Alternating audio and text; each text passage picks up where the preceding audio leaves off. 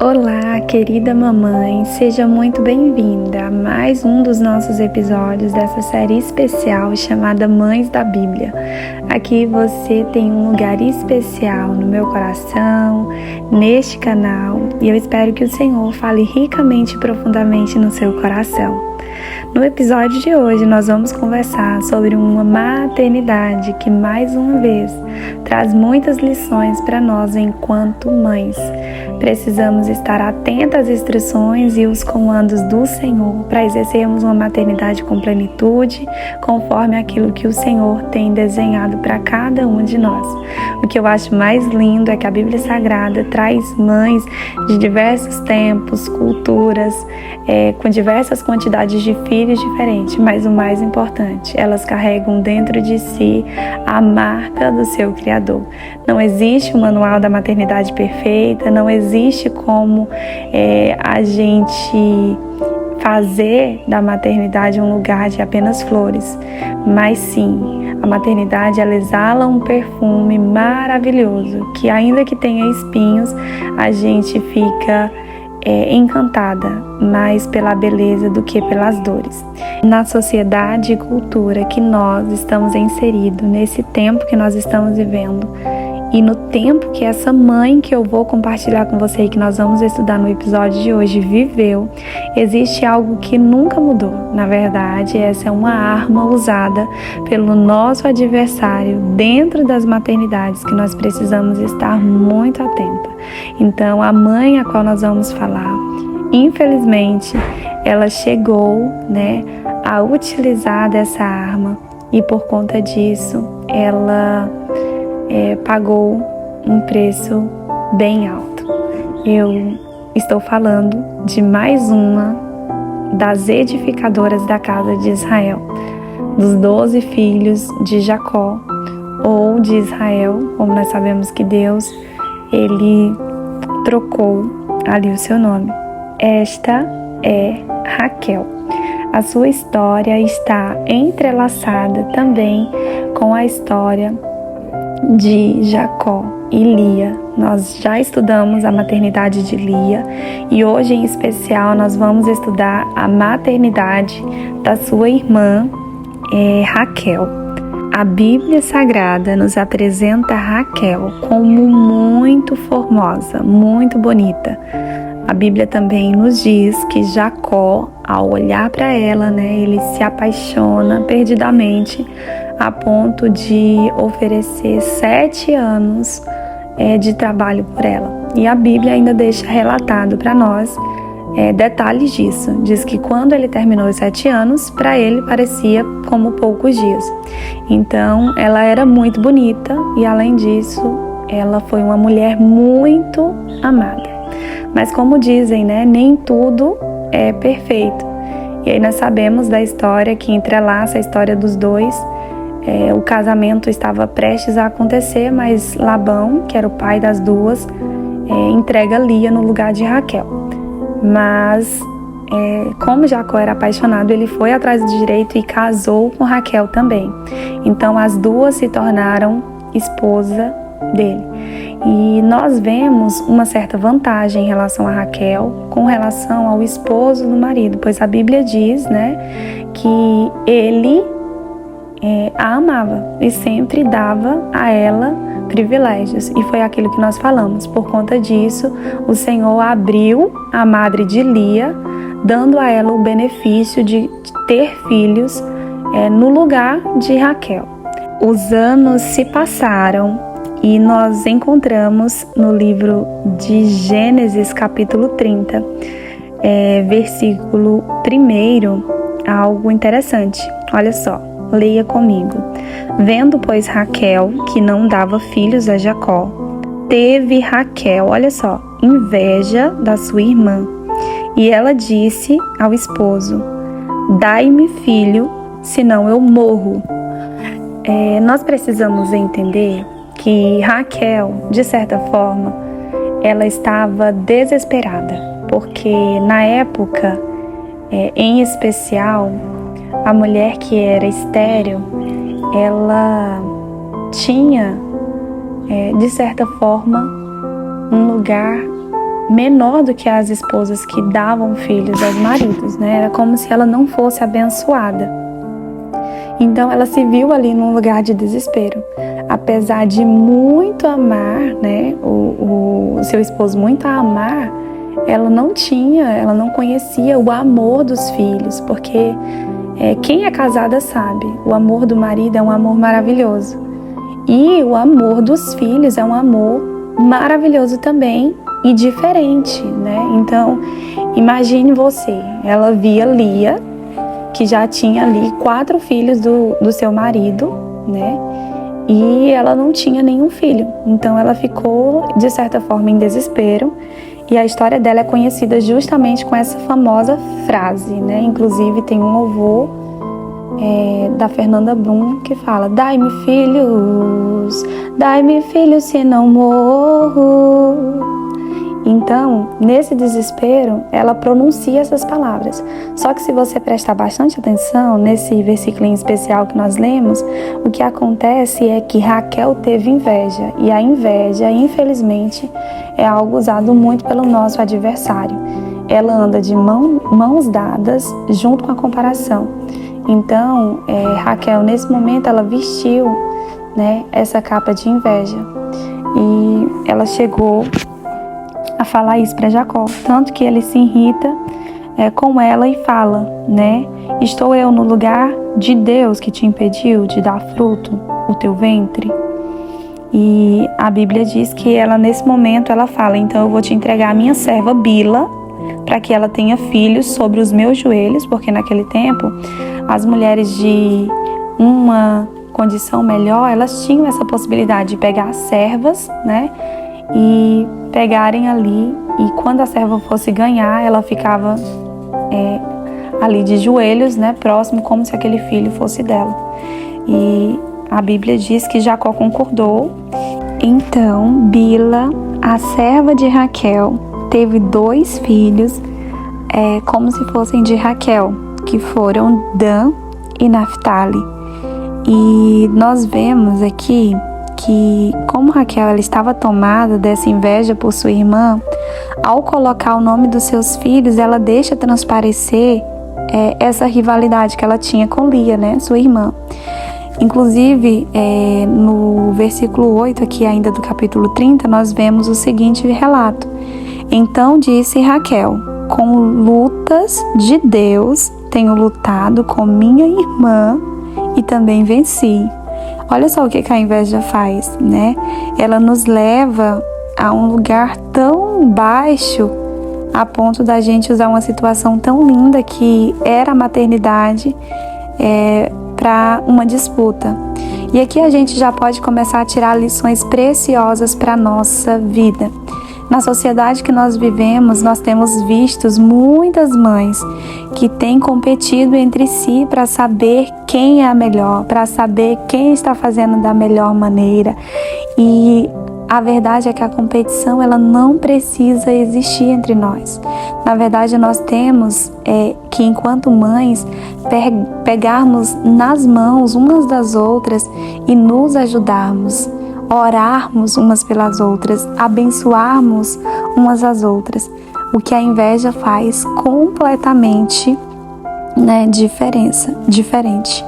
Então, nós precisamos ver isso. E aqui logo na sequência nós vemos que depois dessa situação, olha só o que a inveja faz. Ela cega os 2 lados, porque na sequência nós vemos como Lia, ela viu que Raquel fez isso, o que ela fez? Ela também pegou uma serva, que foi Zilpa, e ela entregou para Jacó também. Então, olha só a briga dessas irmãs, né?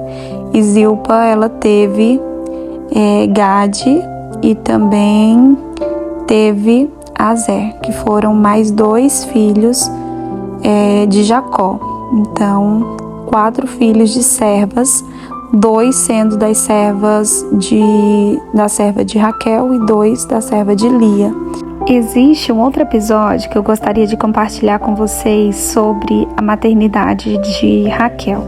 Após o fato da entrega das servas, o que aconteceu foi que um dos filhos de Lia, Rúben, o mais velho em especial, ele achou umas mandrágoras no campo e trouxe para sua mãe. E naquela época, né, as mandrágoras elas serviam como algo para a fertilidade da mulher. E quando Raquel viu, né, ela ficou encantada e ela pediu que Lia lhe desse, né, as mandrágoras que o filho tinha trago a ela. E nesse episódio em especial, Lia, ela fala, né, é já pouco que has me tomado meu marido e agora tu quer me tomar também as mandrágoras que o meu filho trouxe para mim. E então, olha só o que Raquel disse. Então disse Raquel, por isso se deitará contigo essa noite pelas mandrágoras do teu filho. Gente, que situação difícil a inveja coloca uma pessoa. Que situação baixa a inveja coloca uma pessoa, né? Nós ainda estamos nesse fato que ela tá assim cega pela maternidade. Olha o que ela falou, né? Dai-me filhos, senão eu morro. Aí ela pegou a serva, deu os 2 filhos, mas ela ainda está tomada por essa inveja quando ela aluga o marido dela. Então a gente já vê aqui que muito provavelmente Jacó ficava muito mais com Raquel do que com Lia. E aí ela está dizendo que está, né, alugando ali o marido por conta daquilo. Só que o que aconteceu? Versículo 16, para quem está me acompanhando com a Bíblia. Vindo, pois, Jacó à tarde do campo, saiu Lia ao seu encontro e disse: a mim você entrará, porque certamente, olha só, te aluguei com as mandrágoras do meu filho. E Jacó se deitou com ela aquela noite, e ouviu Deus a Lia, e essa concebeu um 5º filho. Então, olha só que situação. Ela aluga, né, ali o marido, empresta ele para Lia, que era também esposo, mas muito provavelmente, como eu comentei com vocês, ele ficava mais com Raquel. E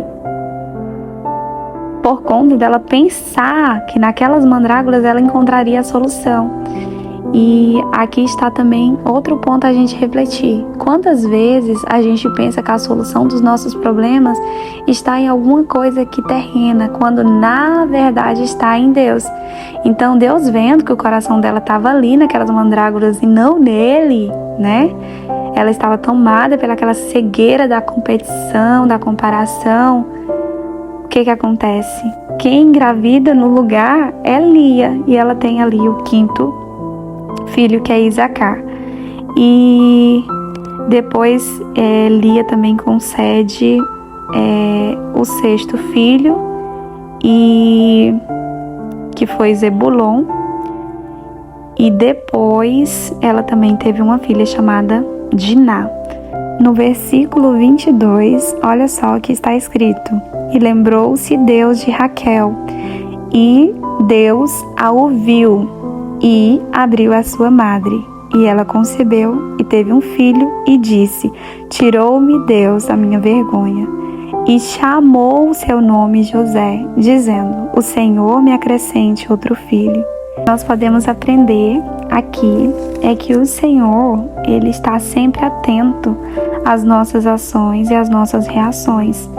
E o fato do Senhor ter abençoado Lia não significa que ele não abençoaria Raquel também. Muito pelo contrário, o Senhor tinha prazer em abençoar. O problema é que ela estava agindo como uma criança, né? Realmente apenas competindo. E a maternidade não é para ser levada na nossa vida como uma brincadeira. Muito pelo contrário, a maternidade é algo muito sério que nós precisamos realmente depositar nas mãos do Senhor.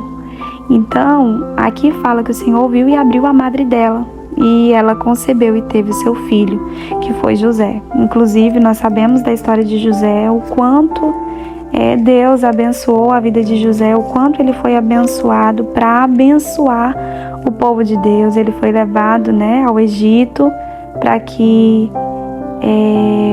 o povo de Deus fosse guardado ali naquele lugar por um tempo.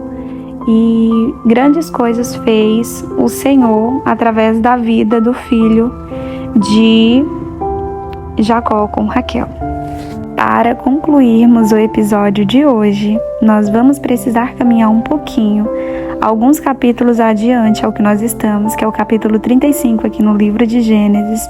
Nós vamos ler a partir do versículo 17, que diz o seguinte: E aconteceu que, tendo ela trabalho em seu parto, lhe disse a parteira: Não temas, porque também esse filho terás.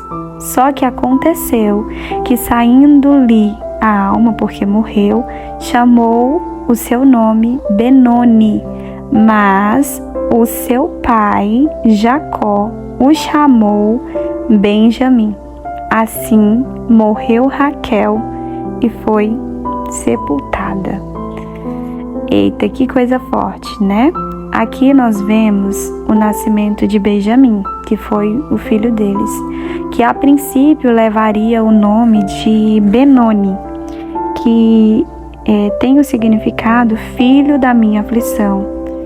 E é muito complicado, porque aqui Raquel, ao dar esse nome para o filho de Benoni, ela estaria colocando uma terrível culpa no menino, né? E ele levaria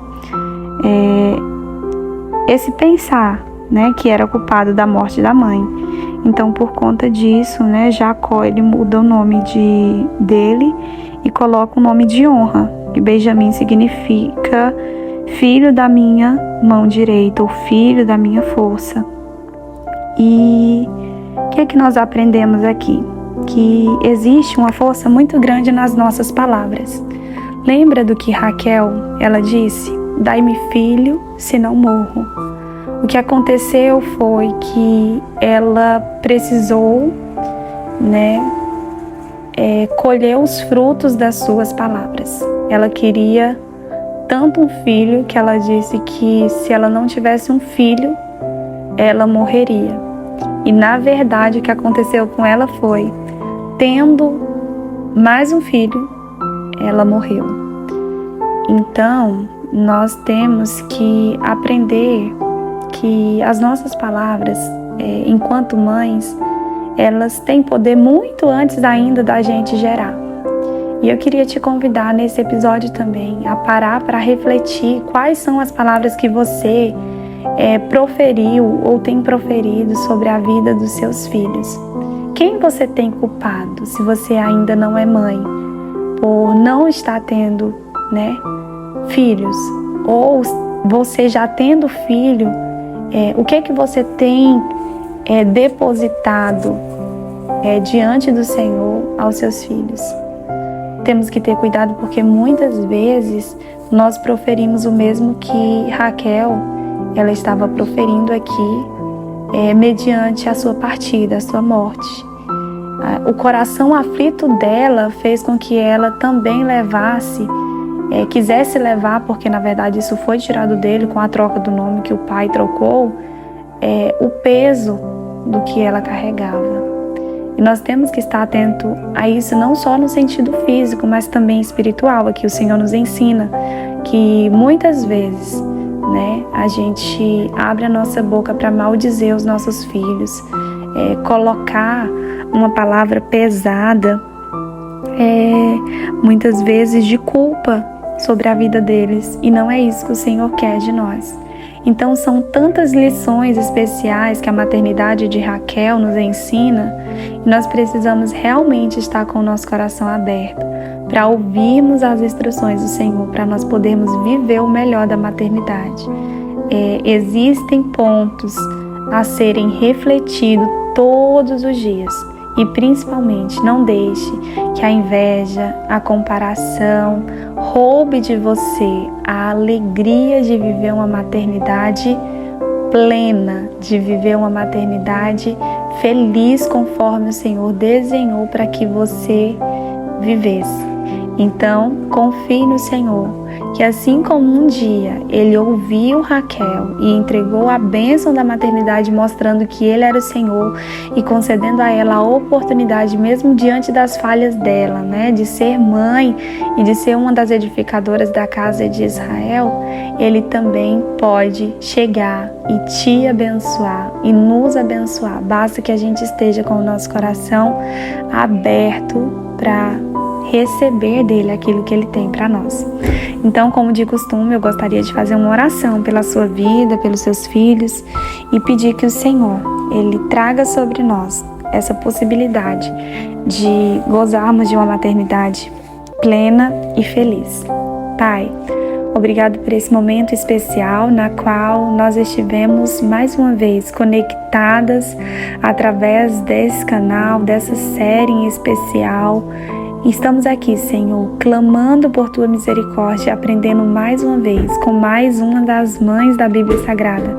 Dessa vez com Raquel, que precisamos estar mais atentas às palavras que saem da nossa boca, para que nós possamos não culpar ninguém, mas que nós possamos estar confiando plenamente no Senhor, para que nós possamos entender, Senhor, que dos frutos das nossas palavras, ainda que nós não quiséssemos, assim como aconteceu com Raquel, muitas vezes nós se plantamos, nós vamos ter que fazer uma colheita obrigatória daquilo que nós plantamos. Então, traga discernimento, traga, Senhor, orientação para que nós possamos plantar apenas aquilo que é do Teu agrado.